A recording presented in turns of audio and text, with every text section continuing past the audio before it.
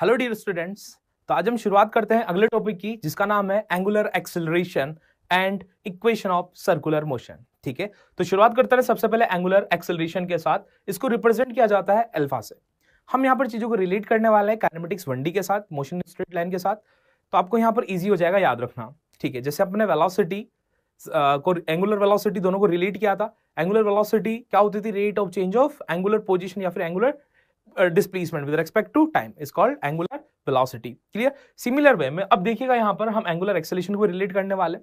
तो यहाँ पर पहले मैं आपको याद दिला देता हूं, एक्सेलरेशन क्या होता था? Rate of change of velocity with respect to time. तो अब एंगुलर एक्सेलरेशन क्या होगा? अब एंगुलर एक्सेलरेशन क्या होगा? ये होने वाला है हमारे पास rate of change of angular velocity with respect to time is called angular acceleration. तो यहां पर प्रिंसिपल सेम है, बस यहां पर आपको थोड़ा सा ध्यान रखना है कि वहां पर लीनियर पैरामीटर यूज किया करते थे, यहां पर हम एंगुलर पैरामीटर यूज कर रहे हैं। क्लियर? तो देखिएगा definition, the rate of change of angular velocity with respect to time is called angular acceleration. Clear? तो ध्यान रखिएगा, जब जब जब जब एंगुलर वेलोसिटी में चेंज आएगा तब तब एक्सेलरेशन प्रेजेंट होगा। कौन सा वाला? Angular acceleration. क्लियर? यानी कि एंगुलर वेलोसिटी में जो चेंज ला रहा है वो कौन है? Angular acceleration. क्लियर हुआ ये चीज? ठीक है, अब आप जानते थे यहां पर काइनेमेटिक्स 1D में आप जानते थे कि जो एक्सेलरेशन होता था वो दो तरह का होता था, एवरेज और इंस्टेंटेनियस। सिमिलर वे में यहां पर भी दो तरह का होने वाला है, एवरेज और इंस्टेंटेनियस। तो सबसे पहले बात करते हैं एवरेज के लिए। तो एवरेज एंगुलर एक्सेलरेशन, ठीक है, देखिएगा क्या होगा। किसी यहां पर अब देख सकते हैं बड़े चेंज के लिए बात की जा रही है, तो अल्फा एवरेज क्या होने वाला है? ये होने वाला है omega 2 minus omega 1 divided by T2 minus T1। ठीक है, तो वी कैन से कि जो डेल्टा ओमेगा होगा divided by delta T. Clear? किसी इंटरवल के लिए बात की जा रही है, तो याद है आपको, जब भी यहाँ पर आपका डेल्टा आता था उस कंडीशन में हम यहाँ पर किसकी बात करते थे? एवरेज की बात करते थे, एक बड़े चेंज के लिए। बिल्कुल सिमिलर है, ठीक है ना? उसी तरह से इंस्टेंटेनियस की अगर हम बात करें, तो इंस्टेंटेनियस के केस में किसी पर्टिकुलर इंस्टेंट पर बात की जा रही है, तो डेल्टा टी क्या बन जाएगा? डेल्टा टी टेंस टू कितना हो जाएगा? 0 हो जाएगा। तो उस कंडीशन में देखिएगा इंस्टेंटेनियस एंगुलर एक्सेलरेशन के लिए, तो अल्फा इंस्टेंटेनियस होगा वो हो जाएगा D omega by D T. Clear? तो डेल्टा क्या बन जाता है? डी बन जाता है। कब? जब हम यहाँ पर delta T tends to 0 put करते हैं।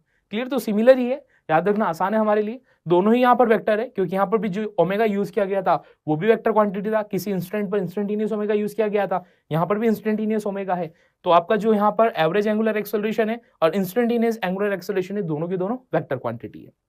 क्लियर हुआ? चलिए, तो जब भी आपको omega as a function of time T दे रखा होगा तो आप ये फॉर्मूला यूज करने वाले हैं, alpha is equals to D omega by D T. एक और फॉर्मूला है जो कि यहां पर एक्सेलरेशन का आपने काइनेमेटिक्स में भी देखा था और यहां पर भी देखने वाले हो, वो फॉर्मूला मैं आपको याद दिला देता हूं। क्या होगा जब ओमेगा टाइम का फंक्शन ना होकर पोजीशन, एंगुलर पोजीशन का फंक्शन होगा, तब आप क्या यही फॉर्मूला यूज करेंगे? कोई डिफरेंट फॉर्मूला होगा?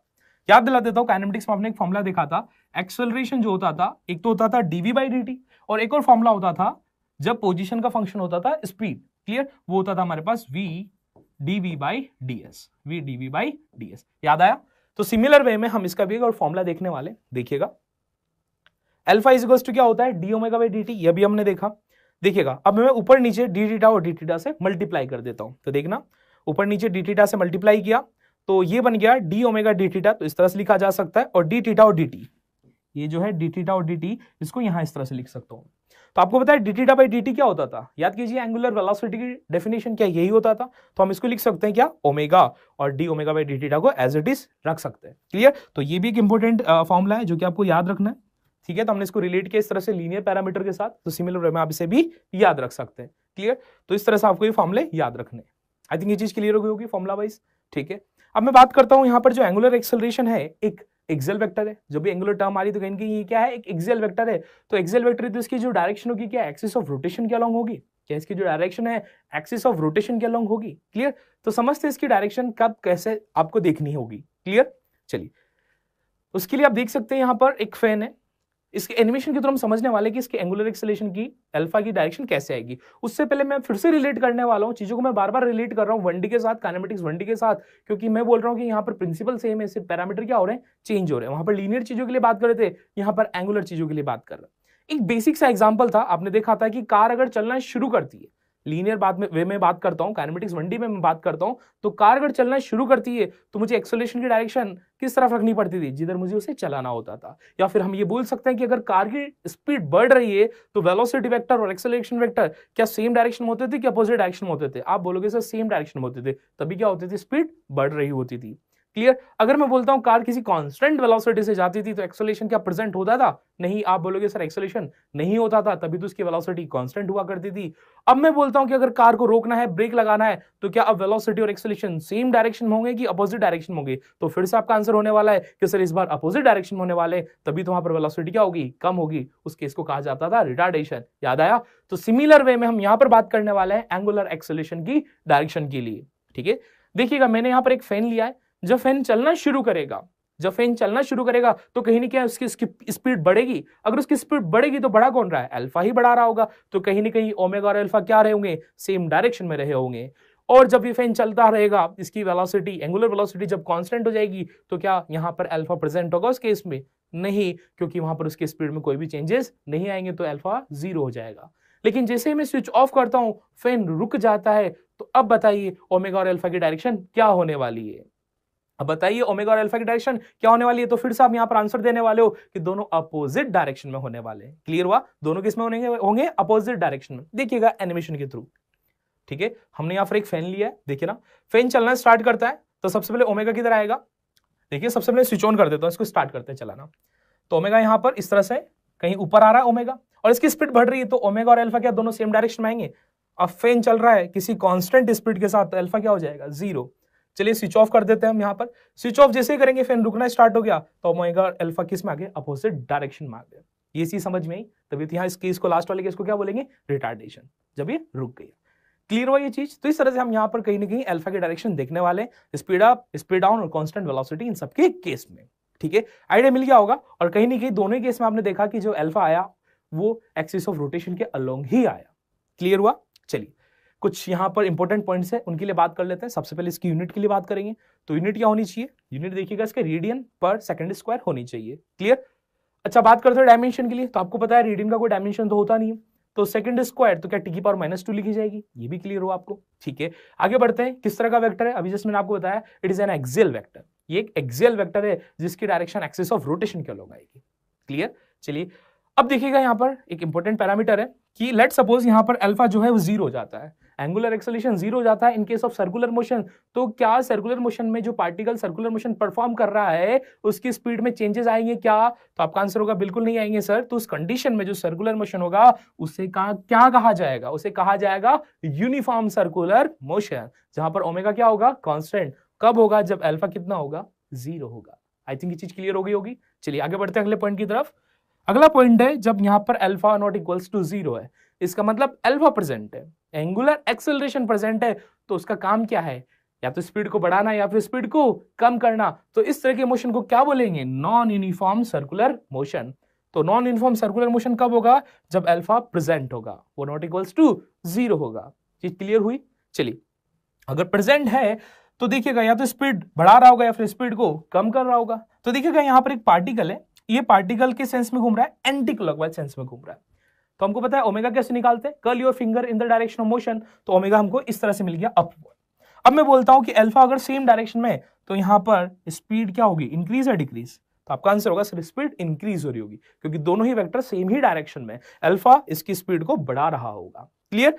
बात करते हैं यहां पर फिर से, अगर ये दोनों अपोजिट डायरेक्शन में होंगे, अल्फा ओमेगा अपोजिट डायरेक्शन में, पार्टिकल अभी भी एंटी क्लॉकवाइज सेंस में चल रहा है, तो ओमेगा तो ऊपर ही आना है।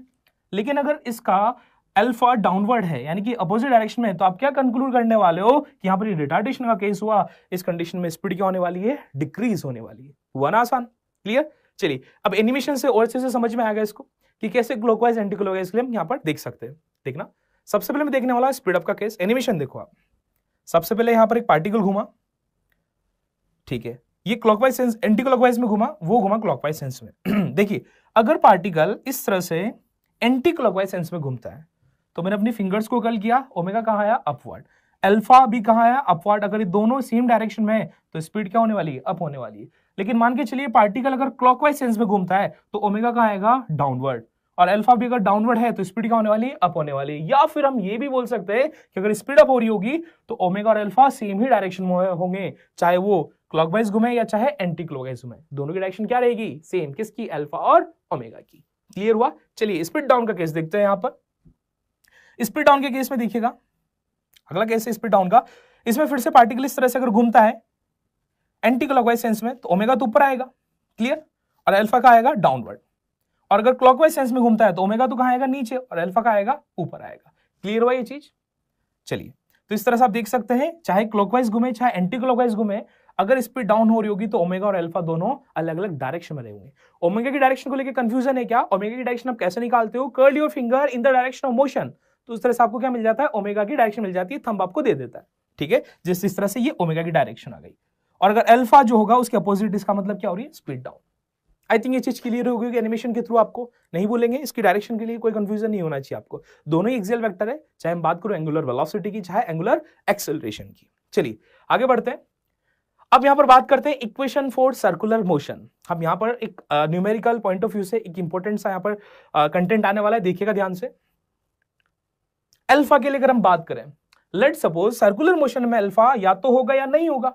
तो अगर लेट सपोज बात करते हैं, अगर अल्फा नहीं है, यानी कि अल्फा कितना है, 0। In case of circular motion अगर अल्फा 0 है तो इस कंडीशन में ओमेगा क्या रहने वाला है, कांस्टेंट, क्योंकि अल्फा क्या होता था, rate of change of angular velocity. तो इसका मतलब इसकी रेट चेंज हुई नहीं रही एंगुलर वेलोसिटी की, तो वो क्या है, कांस्टेंट। तो अल्फा 0 होने पर ओमेगा कांस्टेंट होता है, यूनिफॉर्म सर्कुलर मोशन। याद आया? चलिए, तो उस कंडीशन में अगर ओमेगा कांस्टेंट है तो v स्पीड ये भी क्या होने वाली है, कांस्टेंट, क्योंकि हम जानते हैं क्या होता है, v equals to omega R. v equals to क्या होता है, ओमेगा, रिलेशन याद आया?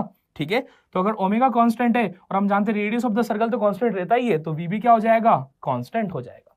क्लियर हुआ पॉइंट? यानी कि यहां पर जो पार्टिकल होगा वो किसी कांस्टेंट स्पीड के साथ सर्कुलर मोशन परफॉर्म कर रहा होगा। ठीक है, चलिए देखिएगा फॉर्मूला आप कौन सा यूज करेंगे न्यूमेरिकल में। अगर क्वेश्चन आता है जिसके अंदर ओमेगा कांस्टेंट है, ऐसे क्वेश्चन आपने किए हुए है, जैसे एक नीडल, यानी कि वी कैन से कि जो सेकंड हैंड होता है, मिनट हैंड होता है, कांस्टेंट एंगुलर स्पीड से घूमता है, तो इस तरह से अपने क्वेश्चन किए भी। तो यहाँ पर फॉर्मूला अगर यूज करते हैं तो क्या यही फॉर्मूला यूज करते हैं? मैंने आपको बोला भी था कि इसको नोट लिख लीजिएगा कि यहाँ पर ये फॉर्मूला हम यूज करने वाले हैं। क्या फॉर्मूला था? Omega is equals to theta by T, और थीटा को हम क्या बोलते थे, एंगुलर डिस्प्लेसमेंट, जो कि कितना होता था, 2 पाई एन। एन क्या होता था, number of revolution divided by उस रेवोल्यूशन में लगने वाला टाइम टी। तो यही फॉर्मूला हम यूज किया करते थे जब ओमेगा क्या होता था, कांस्टेंट हुआ करता था। याद आया? इस तरह की न्यूमेरिकल हमने कर भी रखा है। चलिए ध्यान रखिएगा, theta is equals to omega T, ये फॉर्मूला और ये नीचे वाला फॉर्मूला सेम ही है, थोड़ा सा मैंने यहाँ इसको रीअरेंज किया है। क्लियर हो गया? चलिए अब बात करते हैं, अगर हमारे सर्कुलर मोशन में अल्फा प्रेजेंट है, यानी इसका नॉट इक्वल्स टू 0 है, प्रेजेंट है, तो प्रेजेंट होगा तो दो तरीके से प्रेजेंट हो सकता है, या तो वो कांस्टेंट हो या फिर वो वेरिएबल हो। तो बात करते हैं अगर अल्फा कांस्टेंट है, अगर बात यहां पर बात करते हैं अगर अल्फा क्या है, कांस्टेंट, तो देखिएगा अल्फा कांस्टेंट होने पर क्या होगा, यानी कि एंगुलर एक्सेलरेशन कांस्टेंट है, तो क्या होगा, कौन से फॉर्मूले यूज करने हैं यहां पर। तो मैं थोड़ा सा आपको रिवाइज करा देता हूं, याद दिला देता हूं। काइनेमेटिक्स के अंदर आपने इक्वेशन ऑफ मोशन पढ़ी, क्योंकि यहां पर कहीं ना कहीं अपन इक्वेशन फॉर सर्कुलर मोशन देखने वाले हैं। यहां पर तो कहीं ना कहीं सर्कुलर को हटाता हूं तो इक्वेशन ऑफ मोशन हमने देख रखी है, रिलेट कीजिए, आसान होगा। ठीक है, तो इक्वेशन मोशन आपने देखी थी, कब यूज किया करते थे, जब लीनियर एक्सेलरेशन ए कांस्टेंट हुआ करता था तो हम इक्वेशन मोशन यूज किया करते थे। एग्जांपल के तौर पर फ्रीली फॉलिंग बॉडीज के केस में जहां पर एक्सेलरेशन जी कांस्टेंट होता था, इक्वेशन मोशन यूज किया करते थे। सिमिलर वे में अगर एंगुलर एक्सेलरेशन अल्फा कांस्टेंट है तो भी हम यहां पर इक्वेशन मोशन यूज करने वाले हैं, बट इस बार हम इनका जो है एंगुलर फॉर्म यूज करेंगे। देखिएगा क्या क्या होते हैं, जैसे पैरामीटर्स देखिएगा, जैसे कि मैं बात करूं यहां पर, देखना जो इनिशियल वेलोसिटी u होती है, अब इसको मैं लिखने वाला हूं एंगुलर वेलोसिटी इनिशियल, यानी कि ओमेगा नॉट। जो फाइनल वेलोसिटी v होती थी, अब इसको यहां पर मैं सर्कुलर मोशन में लिखने वाला हूं फाइनल वेलोसिटी, जिसे मैं रिप्रेजेंट करूंगा ओमेगा के साथ। काइनेमेटिक्स 1D में जब आप लीनियर पैरामीटर एक्सेलरेशन a था, अब उसकी जगह मैं यूज करने वाला हूं यहां पर एंगुलर पैरामीटर जो इसका वो हो जाएगा अल्फा। ठीक है, लीनियर डिस्प्लेसमेंट s, इसकी जगह मैं यूज करने वाला हूं एंगुलर डिस्प्लेसमेंट थीटा, या फिर आप बोल सकते हो डेल्टा थीटा। क्लियर? तो ये कुछ एक पैरामीटर है जो लीनियर फॉर्म में हुआ करते थे, अब ये एंगुलर फॉर्म में आने वाले हैं। ठीक है, तो देखिएगा इक्वेशन मोशन, अगर आपको इक्वेशन मोशन याद है तो यहां पर भी आसान हो जाएगा, बस आपको ये रिप्लेस करना है पैरामीटर्स। ठीक है, चलिए तो देखिए पहली equation motion v is equals to u plus A T, इसके जगह मैं क्या लिख सकता हूं, omega final is equals to omega initial plus alpha T. तो ओमेगा इनिशियल को मैं कई जगह ओमेगा नोट से रिप्रेजेंट करूंगा और ओमेगा फाइनल को मैं ओमेगा से रिप्रेजेंट करूंगा। इस तरह से आपको ये मिल जाएगा देखने के लिए, या तो ओमेगा इनिशियल ओमेगा फाइनल मिल जाए, या फिर ओमेगा नोट और ओमेगा इस तरह से मिल जाए। ठीक है, कंफ्यूजन इसमें नहीं होना चाहिए। अल्फा एंगुलर एक्सेलरेशन हो गया था, क्या फर्स्ट इक्वेशन मोशन ही है, बट ये इस बार किस में है, ये यहाँ पर एंगुलर फॉर्म में। क्लियर? चलिए अगली equation motion s equals to ut plus half A T square, convert कीजिए इसको, यहां पर इसका रोटेशनल एनालॉजी क्या होगा, ये होगा डेल्टा थीटा या फिर theta is equals to omega initial T plus half alpha T square. क्या सिमिलर वे में हम लिख सकते हैं इस इक्वेशन को? आगे देखिएगा फिर से, omega final square is equals to omega initial square plus 2 alpha delta theta. Third equation motion क्या थी, V square is equals to U square plus 2as। I think ये चीज आपको समझ में आ गई होगी। तो तीनों ही इक्वेशन बिल्कुल आपकी देखी हुई है, रटी हुई है, बहुत ज्यादा आपने इस पर प्रैक्टिस भी कर रखी है काइनेमेटिक्स में। तो सिमिलर वे में ही तो देखिए सर्कुलर मोशन में इक्वेशन आने वाली है। आपको ये पता होता है कि कब कौन सी यूज करनी होती है, ये सब डिपेंड करता है क्वेश्चन में आपको डेटा क्या गिवन है। क्लियर? लेकिन एक शर्त होती है कि अल्फा क्या होना चाहिए, कांस्टेंट, तभी आपको इनको यूज करना है। चलिए एक और इक्वेशन मोशन उसके लिए बात कर लेते हैं, एस nth वाली। nth सेकंड के अंदर आपने डिस्प्लेसमेंट के लिए देखा था, क्या था S nth is equals to U plus a by 2 2n minus 1। देखिए इस तरह से इसका एंगुलर फॉर्म क्या हो जाएगा, theta nth is equals to omega not plus alpha by 2 2n minus 1। ये भी आसान हुआ, ठीक है। तो इस तरह से ये बहुत इंपॉर्टेंट सी इक्वेशन है। एक और इक्वेशन थी s is equals to U plus V by 2 into T, उसकी जगह आप ये इक्वेशन यूज कर सकते हैं। क्लियर? तो ये कुछ इंपॉर्टेंट इक्वेशन मोशन है जो कि आपको ऑलरेडी पता है, इनको आप इस तरह से एंगुलर फॉर्म में लिखना सीख सकते हैं, आपको ये याद रखनी है। क्लियर हुआ? चलिए आगे बात करते हैं कि अगर यहां पर अल्फा कांस्टेंट हुआ, ये तो समझ में आया। अब अगर अल्फा जो है वो वेरिएबल है, मैं फिर से याद दिला देता हूं आपको वो पार्ट जहां पर एक्सेलेरेशन वेरिएबल हुआ करता था, लीनियर एक्सेलेरेशन की बात करूं तो अगर लीनियर एक्सेलेरेशन वेरिएबल होता था तो क्या आप इक्वेशन मोशन यूज करते थे? नहीं, आप इक्वेशन मोशन नहीं यूज करते थे। फिर आप कैलकुलस पार्ट में जाते थे और आप यूज करते थे डिफरेंशिएशन और इंटीग्रेशन। सिमिलर वे में आप यहां पर भी वही करने वाले हो, डिफरेंशिएशन और इंटीग्रेशन।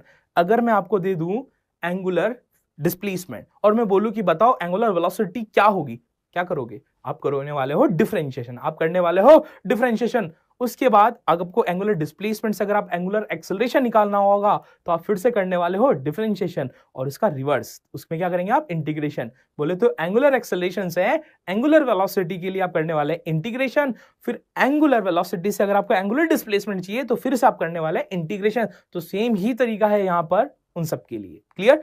तो अगर अल्फा वेरिएबल है तो हम यहां पर कैलकुलस पार्ट यूज करने वाले, डिफरेंशिएशन इंटीग्रेशन हम करने वाले हैं। चलिए देखिएगा पहला formula omega is equals to D theta by D T, याद आया? इसी को रीअरेंज करेंगे तो इंटीग्रेशन भी हो जाता है यहीं से।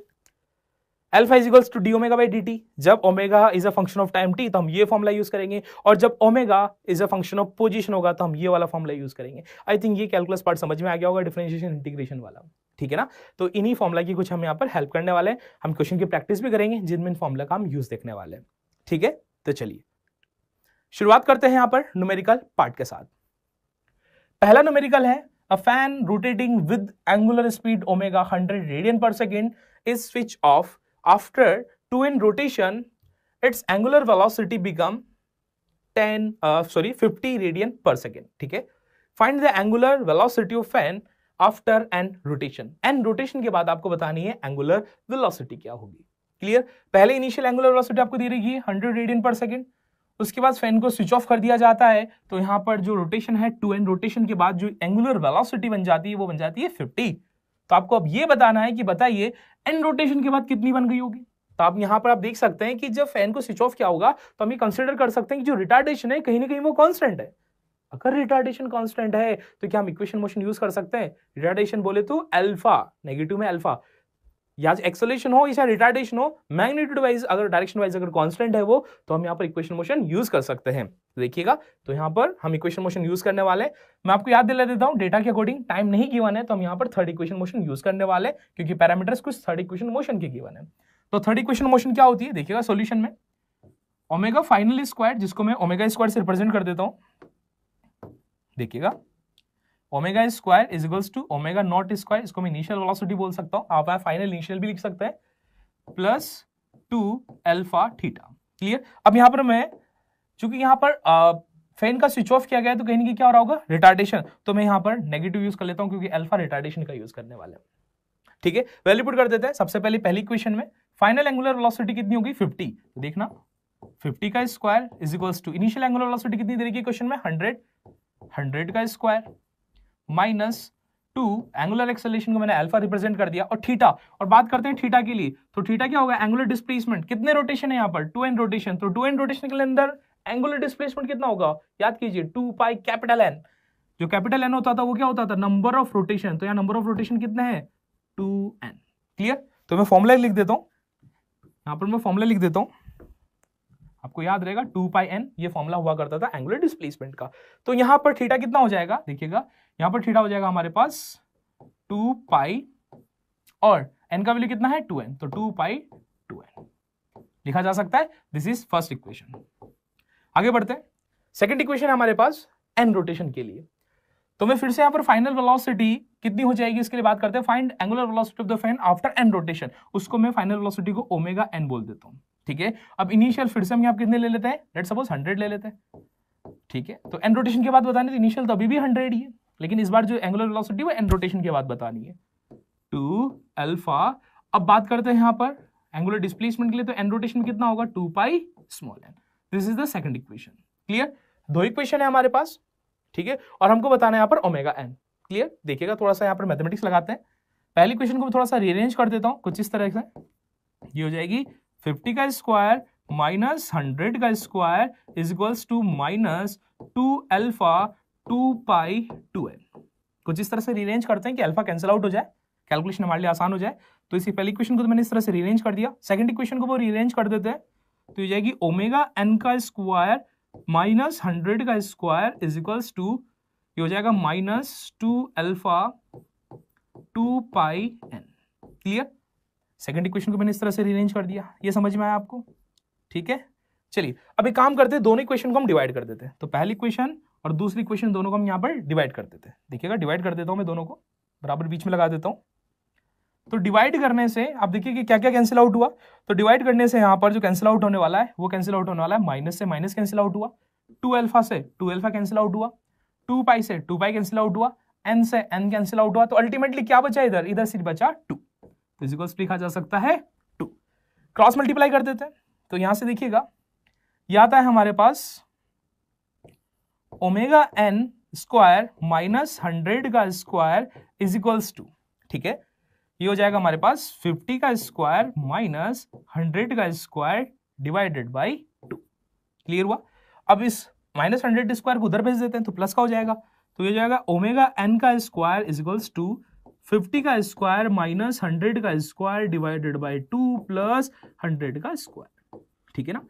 अब इसको सोल्व कर सकते हैं आप एलसीएम लेके, ठीक है, और अंडर रूट उधर स्क्वायर हटेगा तो उधर अंडर रूट लगेगा। तो जो फाइनल रिजल्ट आएगा मैं आपको बता देता हूं। इसको सोल्व करने के बाद जो ओमेगा n आएगा, यानी कि जो फाइनल एंगुलर वेलोसिटी आएगी वो आ जाएगी हमारे पास 25 अंडर रूट 10। यूनिट की बात करें तो यूनिट होने वाली यहां पर रेडियन पर सेकेंड, ये हमारा आंसर आएगा कुछ इसको सॉल्व करने के बाद। क्लियर, तो मेथड समझ में आपको। दो इक्वेशन थी, दो नोन थे, क्या क्या नोन थे यहाँ पर, अल्फा और ओमेगा n। तो सॉल्व तो वैसे हो ही जाना था, आप अपने तरीके से सॉल्व कर सकते हैं यहाँ पर। क्लियर, तो इस तरह से हमने दो इक्वेशन बनाई, दोनों को सॉल्व किया, तो फाइनली मुझे एंगुलर वेलोसिटी मिलेगी आफ्टर n रोटेशन। क्या यूज किया मैंने यहाँ पर, इक्वेशन ऑफ मोशन। क्यों यूज की, क्योंकि यहाँ पर जो रिटार्डेशन था वो क्या था, कांस्टेंट था। आई थिंक ये क्वेश्चन आपको समझ में आ गया होगा। चलिए बढ़ते हैं अगले क्वेश्चन की तरफ। अगला एग्जांपल है, if a body rotate such that its angular acceleration varies with time as alpha, आपको गिवन है, ये कुछ उसका आपको as a function of time T given है अल्फा। इसका मतलब अल्फा क्या है, वेरिएबल, यानी कि एंगुलर एक्सेलरेशन क्या है, वेरिएबल। कुछ समझ में आ रहा होगा। Find angular speed of the body at t is equals to 2 second if it's start from rest। Rest से स्टार्ट हो रहा है, तो चलिए सॉल्यूशन देखते हैं। इसका मतलब ओमेगा इनिशियल रेस्ट स्टार्ट हो रहा है तो कितना होगा, 0 होगा। क्या क्वेश्चन में अल्फा गिवन है as a function of time t। देखिएगा आपको अल्फा गिवन है, पूछा है यहां पर एंगुलर स्पीड, बोले तो ओमेगा। याद कीजिए अल्फा से ओमेगा के लिए आप क्या करेंगे, डिफरेंशिएशन या इंटीग्रेशन, डिफरेंशिएशन या इंटीग्रेशन। आप एक चार्ट बना लीजिए, उससे आपके लिए आसान होगी चीजें। देखा ये दे रखा आपको थीटा, यानी कि एंगुलर पोजीशन, एंगुलर डिस्प्लेसमेंट। इससे अगर आपको ओमेगा निकालना होगा तो आप क्या करते हो, आप करने वाले हो डिफरेंशिएशन। और ओमेगा से अगर आप अल्फा निकालते हो, ओमेगा से अगर आप अल्फा निकालते हो तो भी आप करने वाले हो डिफरेंशिएशन। अब देखिए अगर क्वेश्चन में आपको अल्फा गिवन है, अल्फा से अगर आप ओमेगा निकालोगे तो आप करने वाले हो इंटीग्रेशन। क्लियर, और ओमेगा से फिर से आपको थीटा चाहिए, यानी कि एंगुलर वेलोसिटी से एंगुलर पोजीशन या एंगुलर डिस्प्लेसमेंट चाहिए, तो फिर से आप क्या करने वाले हो, इंटीग्रेशन करने वाले हो। ये चीज आपने देखी थी काइनेमेटिक्स के अंदर भी, सिमिलर वे में हम यहां पर भी वर्क करने वाले। इस क्वेश्चन में देखिएगा कि आपको अल्फा गिवन है, क्या निकालना है इसमें, अल्फा से आपको ओमेगा निकालना है। क्या करने वाले हो, कहीं ना कहीं इंटीग्रेशन ही करने वाले हो, कहीं ना कहीं आप इंटीग्रेशन ही करने वाले हो। तो फॉर्मूला क्या है हमारे पास, उस पर बात करते हैं। ये समझ में आया। चलिए सॉल्यूशन देखते हैं अब इसका। देखिएगा रिलेशन हम क्या जानते हैं, अल्फा और ओमेगा में एक रिलेशन जानते हैं हम, alpha is equals to D omega by D T. क्या टाइम का फंक्शन है तो टाइम वाला फॉर्मूला लिख दिया, ठीक है। चलिए ये चीज समझ में आई। अब मुझे इंटीग्रेशन करना है तो कहीं ना कहीं इसको रीअरेंज करना होगा। डिफरेंशिएशन इस तरह से हो जाता है, लेकिन मुझे क्या करना है, इंटीग्रेशन करना है। तो क्या इस तरह इसको रीअरेंज कर सकता हूं मैं, ये हो जाएगा D omega is equals to alpha D T. क्या इस तरह से लिखा जा सकता है? अब चीजें हमारे लिए आसान हुई। अब मैं इंटीग्रेशन कर सकता हूं दोनों तरफ, अब मैं इंटीग्रेशन कर सकता हूं यहां पर दोनों तरफ। तो देखिएगा, बात करते हैं यहां पर लिमिट की बात करेंगे तो चलना शुरू करता है तो t इज इक्वल्स टू मैं क्या लूंगा, जीरो। लिमिट को अच्छे से पुट कीजिएगा, इसमें गलती नहीं होनी चाहिए। t is equals to zero पर चलना शुरू करता है तो ओमेगा इनिशियल कितना है, जीरो। तो ओमेगा इनिशियल यहां पर है हमारे पास जीरो, क्लियर। ओमेगा इनिशियल है जीरो और किसी time t is equals to 2 second, तो मैं t is equals to 2 second पर बात करूं तो मुझे बतानी है एंगुलर स्पीड, यानी कि ओमेगा फाइनल मुझे बतानी है। उसको ओमेगा फाइनल को मैं ओमेगा से रिप्रेजेंट कर सकता हूं या फिर आप ओमेगा भी रख सकते हैं। तो कहीं ना कहीं ये हमारे पास इंटीग्रेशन होने वाला है। तो चलिए सीधा सा मैं यहां पर अल्फा की वैल्यू पुट कर देता हूं। तो यहां पर अल्फा की वैल्यू पुट करते हैं। अल्फा कितना क्यों नहीं क्वेश्चन में, ये रहा कुछ, देखना 4t cube plus 2t plus 2t, ठीक है। इसका इंटीग्रेशन करना है विद रेस्पेक्ट टू टाइम, जिसे कह सकते हैं हम dt, और t इज इक्वल्स टू 0 से t is equals to 2 second के लिए, ठीक है। तो यहां पर आपको लिमिट दे रखी है t इज इक्वल्स टू 0 से t is equals to 2 second. चलिए कर देते हैं इंटीग्रेशन। इंटीग्रेशन तो आप सबको आता होगा। तो देखिएगा alpha is equals to 4t cube, तो एक पावर बढ़ जाएगी तो हो जाएगा 4t की power 4 divided by 4 plus 2t square divided by 2, clear. Limit put कर दीजिए 0 से 2 के लिए, ठीक है ना, 0 से 2 के लिए। सॉरी यहां पर ये अल्फा नहीं होगा, क्या होगा देखिएगा, इस साइड क्या है, इस साइड क्या है, इसका भी इंटीग्रेशन करना होगा अपने को ओमेगा का। ये तो समझ में आ गया इंटीग्रेशन, इस तरफ का जो पार्ट है उसका इंटीग्रेशन समझ में आ गया। अब ये जो इंटीग्रेशन है डी ओमेगा का इंटीग्रेशन कितना होगा, ओमेगा होगा, और लिमिट पुट करें तो कितनी आएगी, 0 से ओमेगा फाइनल। 0 से ओमेगा फाइनल, जिसको हमने क्या बोला है, ओमेगा ही बोला है, तो 0 से ओमेगा है। क्लियर, ये चीज तो समझ में आई, ठीक है। आगे बढ़ते हैं तो ओमेगा, इसकी लिमिट पुट करूंगा तो कितना आ जाएगा, ओमेगा ही आ जाएगा। कितना आ जाएगा, ओमेगा ही आ जाएगा। 4 से 4 कैंसिल आउट हुआ, 2 से 2 कैंसिल आउट हुआ। अब मुझे लिमिट पुट करनी है 0 से कहां पर, 0 से पुट करनी है मुझे 2 सेकंड तक के लिए, ठीक है। तो ये हो जाएगी हमारे पास 2 की पावर 4 प्लस 2 की पावर 2, कितना आसान है, ठीक है। और यहां पर -0 भी मैं लिख सकता हूं, समझ गए होंगे, -0, 0 को पुट करेंगे तो माइनस हो जाएगा, ठीक है। चलिए बात करते हैं 2 की पावर 4 कितना होगा, ये हो जाएगा हमारे पास 16 प्लस 2 की पावर 2 कितना होगा, 2 की पावर 2 कितना होगा, सीधी सी बात है 4 होगा, तो 16 प्लस 4 ये हो जाएगा हमारे पास 20। बात करें यूनिट की, क्या निकाला हमने, एंगुलर स्पीड निकाली है, तो यूनिट हो जाएगी रेडियन पर सेकेंड। ये हमारे पास कुछ आंसर आने वाला है, ठीक है। तो क्या आसान हुआ, ठीक है ना। Bye the help of integration हमको अल्फा की बनता तो सबने क्या निकाल दिया, ओमेगा निकाल लिया, क्लियर। तो आगे बढ़ते हैं, अगले एग्जाम्पल की तरफ देखते हैं। If theta is equals to T cube minus T square plus T radian, then find angular velocity when angular acceleration become 0। जब angular acceleration कितना बन जाए, जीरो बन जाए, ठीक है ना। सॉल्यूशन देखते हैं, थीटा दे रखा है, ओमेगा निकाल लेते हैं, फिर ओमेगा से अल्फा निकाल लेते हैं और उसको फिर 0 के बराबर पुट कर देते हैं, और वो टाइम पता करते हैं जब वो 0 बन रहा है, अल्फा, क्लियर। तो देखिएगा सबसे पहले मैं सिंगल डिफरेंशिएशन करूंगा यहां पर, देखना सबसे पहले मैं सिंगल डिफरेंशिएशन करने वाला हूं। तो सबसे पहले सिंगल डिफरेंशिएट करेंगे यहां पर थीटा का, ठीक है। तो D theta by D T, तो हमको मिलने वाला है यहाँ पर ओमेगा। तो सीधा सा मैं लिख देता हूँ यहाँ पर डिफरेंशिएशन। तो थीटा यहाँ पर टी की पावर 3, इसका कितना हो जाएगा, ये हो जाएगा 3t square minus 2t plus 1, clear हुआ।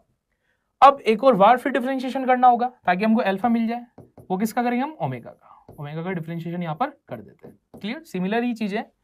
तो ये हो जाएगा हमारे पास 6t माइनस 2 आ चुका है एंगुलर एक्सेलरेशन अल्फा। अब हम वो टाइम पता कर लेते हैं जब अल्फा कितना बन जाए, 0। तो अल्फा इज इक्वल्स टू हमको बनाना है यहाँ पर 0, तो अल्फा कितना है 6t माइनस 2, इसको 0 के बराबर पुट कर दीजिए। तो यहाँ से जो टाइम आया वो आया हमारे पास 2/6, जिसे हम लिख सकते हैं यहाँ पर कितना, 1/3 second.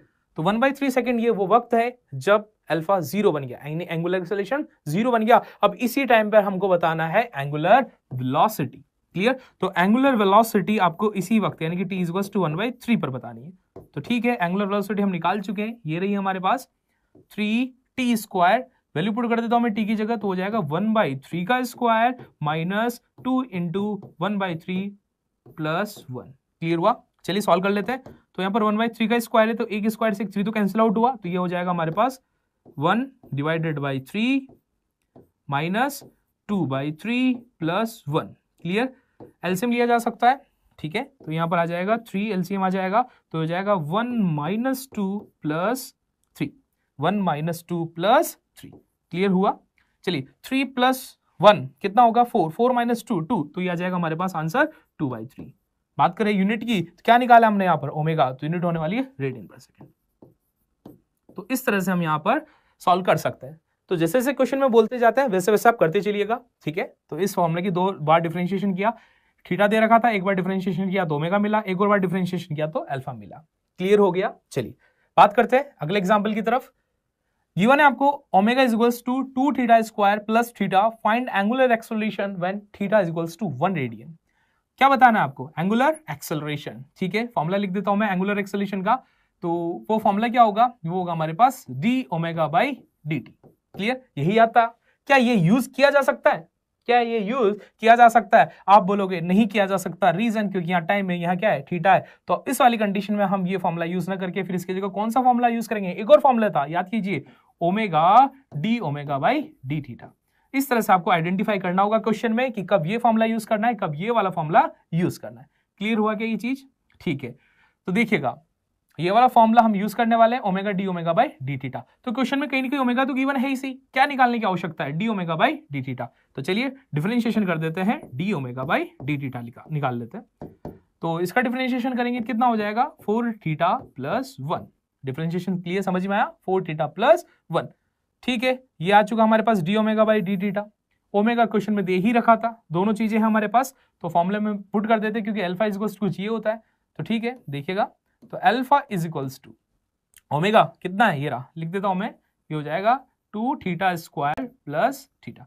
2 theta square plus theta multiply कर दीजिएगा किसके साथ? D omega by D theta. ये आ चुका है, कितना है हमारे पास? 4 थीटा प्लस 1, यानी कि 4 थीटा प्लस 1 के साथ आप मल्टीप्लाई कर दीजिए, ठीक है। समझ में आ गया? तो ये आ गया हमारे पास अल्फा। अब ये आपको बताना है theta is equals to 1 radian पर। अल्फा आपको बताना है theta is equals to 1 radian पर, तो थीटा का वैल्यू 1 पुट कर दीजिए। तो ये हो जाएगा 2 मल्टीप्लाई बाई 1 का स्क्वायर 1 प्लस 1, ठीक है ना। ये था 1 का स्क्वायर प्लस 1, मैंने सिर्फ वैल्यू पुट किया है थीटा का। ये हो जाएगा 4 मल्टीप्लाई बाई 1 प्लस 1। चलिए सॉल्व कर लेते हैं। तो हो जाएगा 2 इंटू 1 2 प्लस 1 3, हो जाएगा 3 मल्टीप्लाई बाई 4 प्लस 1 5, तो 5 आ गया हमारे पास। 3 इंटू 5 कितना होता है? 15। तो आंसर आ गया 15। बात करें यूनिट की तो रेडियन पर second square is our answer. This is the angular acceleration. Clear? समझ में आया? तो इस तरह से आपको ये फॉर्मूला यूज करना होगा। तो आपको ये दोनों ही फॉर्मूले याद होनी चाहिए। एंगुलर एक्सेलरेशन अल्फा के लिए जब omega is a function of time T होगा तब ये फॉर्मूला यूज करेंगे, और जब omega is a function of theta होगा, एंगुलर पोजीशन होगा, तो हम ये वाला फॉर्मूला यूज करेंगे कुछ इस तरीके से, ठीक है ना। इस तरह के क्वेश्चन आपने काइनेमेटिक्स में भी कर रखे हैं। क्लियर? समझ में आया? चलिए आगे बढ़ते हैं। नेक्स्ट क्वेश्चन है हमारे पास, if omega is a function of time T, फिर से गिवन है और बोला है find average angular speed. Notice कीजिए यहां पर जो फंक्शन है वो एक कंटिन्यूअस फंक्शन है, टाइम का फंक्शन है, और आपको उसका एवरेज निकालना है। याद दिला देता हूं बेसिक मैथमेटिक्स, उसके अंदर अगर आपको कंटिन्यूअस फंक्शन का एवरेज निकालना होता था तो फॉर्मूला यूज करते थे आप। जैसे कोई फंक्शन है जिसका टाइम का फंक्शन है, उसका अगर आपको एवरेज निकालना है तो आप फॉर्मूला यूज करते थे integration of that function with respect to जिसका फंक्शन है, यानी कि dt का फंक्शन था, divided by integration of time. कहां से कहां तक? t1 से t2 तक। कहां से कहां तक? t1 से ऊपर भी t2 तक। कुछ इस तरह से याद कीजिए कि इस तरह के फॉर्मूले आप यूज करते थे। ये किस तरह का फॉर्मूला था? जो कि कंटिन्यूअस फंक्शन दे रखा है, उस कंटिन्यूअस फंक्शन का अगर आपको एवरेज निकालना है तो इस तरह से आप फॉर्मूला यूज किया करते थे। क्लियर?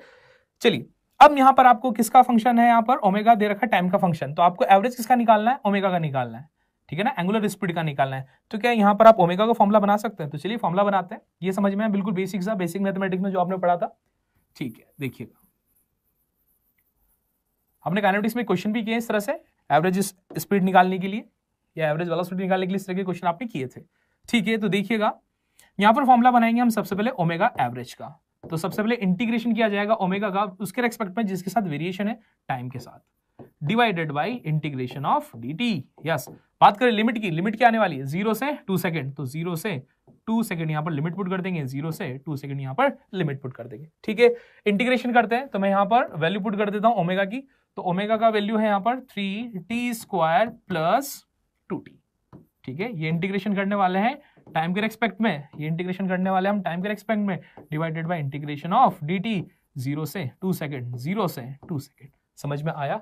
तो अगर ये फॉर्मूला इस तरह से आप बना सकते हैं, अगर आपको ये याद है तो आपके लिए क्वेश्चन आसान हो जाता है। ठीक है, अब तो इंटीग्रेशन है, तो जो एवरेज ओमेगा आएगा, ठीक है, वो क्या आने वाला है, इंटीग्रेशन करेंगे 3t स्क्वायर का, ये आ जाएगा 3t cube divided by 3 plus 2t square divided by 2, limit put करेंगे 0 से 2 सेकेंड के लिए, होल डिवाइडेड बाई dt का इंटीग्रेशन t, लिमिट पुट करेंगे 0 से 2 सेकेंड के लिए। क्लियर? चलिए 3 से 3 कैंसिल आउट हुआ, 2 से 2 कैंसिल आउट हुआ, अपर लिमिट लोअर लिमिट दोनों पुट कर देते हैं, तो t की पावर 3 यानी कि 2 की पावर 3 प्लस 2 की पावर 2 माइनस 0 डिवाइडेड बाई, नीचे हो जाएगा 2 माइनस 0।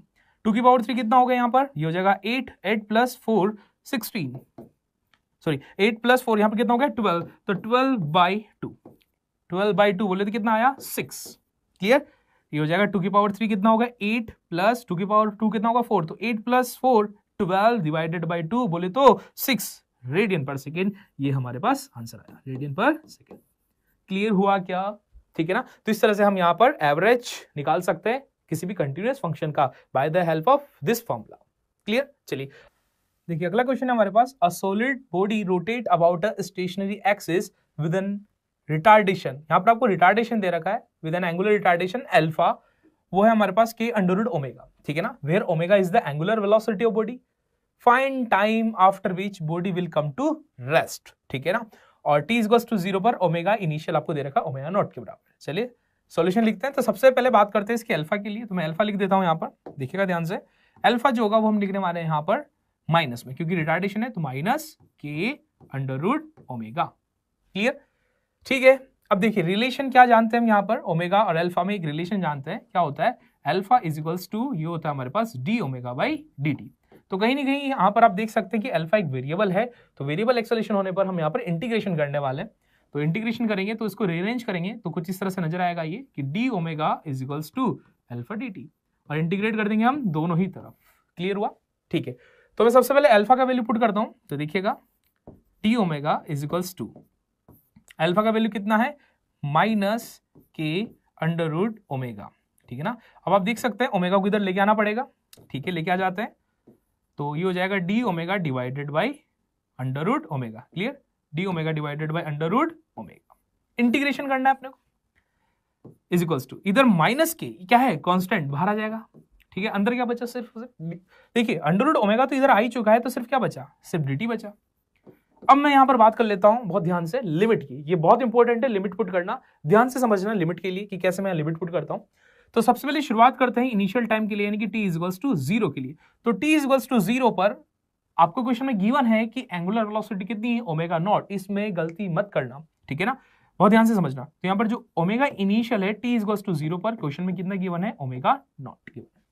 अब बात करते हैं, आपको वो टाइम बताना है जब इसकी फाइनल एंगुलर वेलोसिटी क्या हो जाए 0, it will come to rest, यानी कि फाइनल एंगुलर वेलोसिटी कितनी हो जाए 0 हो जाए, तो किसी टाइम t पर ऐसा हो रहा होगा, वही मुझे निकालना है, और वहां पर फाइनल एंगुलर वेलोसिटी को कितना बोल देता हूं मैं 0, तो ओमेगा फाइनल कितना हो जाएगा 0। तो ये पार्ट बहुत इंपॉर्टेंट है, इसकी लिमिट पुट करने वाला, ठीक है, तो लिमिट पुट कर दी, अब चीजें हमारे लिए आसान हो गई। यहाँ पर आप देख सकते हैं 1 अंडर रूट ओमेगा है, इसका मुझे इंटीग्रेशन करना होगा, तो यहाँ पर ओमेगा को क्या मैं यहाँ पर अंडर रूट ओमेगा को मैं क्या ओमेगा की पावर -1/2 लिख सकता हूँ, इसका मतलब मुझे ओमेगा की पावर -1/2 का इंटीग्रेशन करना है, तो ओमेगा की पावर -1/2 का इंटीग्रेशन कितना होगा, -1/2 प्लस 1, तो यही होगा डिवाइडेड बाई -1/2 प्लस 1। ठीक, लिमिट पुट कर देते हैं, लिमिट कितनी आने वाली है, ओमेगा नॉट से लेकर 0 आने वाली है, इज इक्वल्स टू, उधर क्या है माइनस के कांस्टेंट है, बाहर आ गया था, dt का इंटीग्रेशन t होगा, लिमिट पुट करेंगे तो t -0 से तो कितना मिलेगा आपको देखने के लिए, t ही मिलेगा देखने के लिए, ये समझ में आ गया होगा। ठीक है, आगे बढ़ते हैं।